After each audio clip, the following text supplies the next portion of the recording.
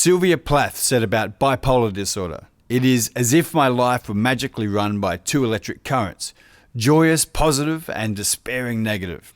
Whichever is running at the moment dominates my life. It floods it." And when it comes to the very misunderstood OCD, author David Adams says, "It is no more possible to be a little bit OCD than it is to be a little bit pregnant or a little bit dead." And as a sufferer of bipolar and obsessive compulsive disorder, I say, yeah, what they said. My incessant compulsions to perform rituals may or may not be seen by my friends, family, or strangers that briefly share a supermarket aisle with me. But while I act on these thoughts during every waking moment with unusual behaviours, tapping, touching, counting, spinning in circles, head movements, or low and high pitched moans and groans, I feel that I am able to hide some of the more obvious and weird compulsions for the sake of being looked upon as a weirdo. Although some things are of course inevitable.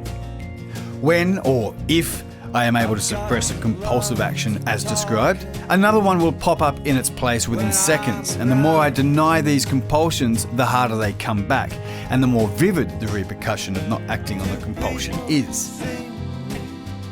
What the hell is OCD anyway?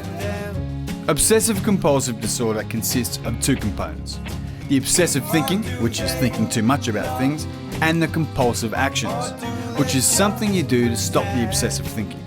Now, the more I deny the compulsive actions, the more I can see a catastrophe. Now, take this shoe on, shoe off routine here. This is something I do most mornings, a routine that is simply putting my shoes and socks on and off until it feels right. And then I can go about my day until the next compulsion appears. If I don't complete a task or act on a compulsion, I feel like something bad will happen to a family member or me, etc. And as much as I know it's rubbish, it's not going to happen, that there is no force here on earth or beyond that is strong enough or silly enough to allow bad things to happen to us for doing menial things like flick light switches on and off, the obsessive compulsive mind still feels compelled to act on said compulsion. I even wrote a song about it all. OCD, please let me be. Loosen your grip and set me free. I'm wasting my days. Well, you are the boss and I must obey.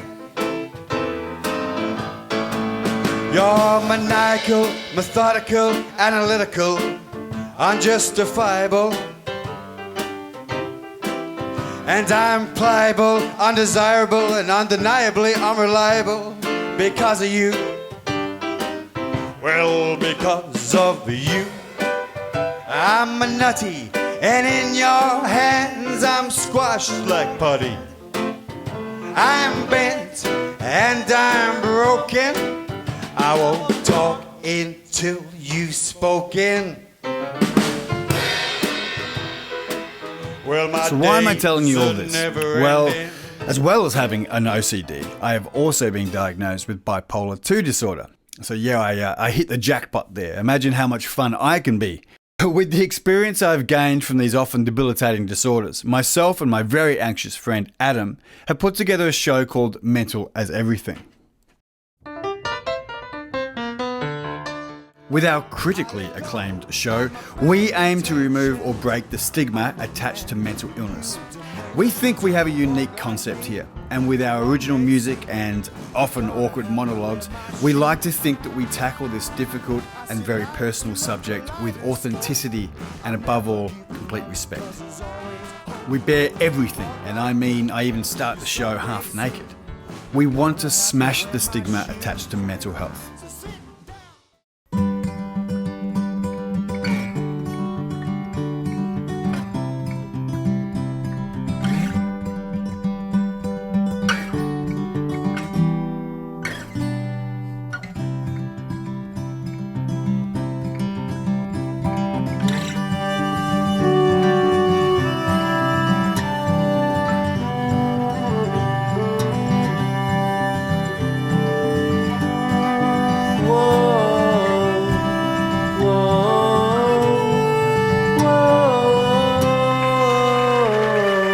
I'll do my best, I hope you will too. I guess that'll happen.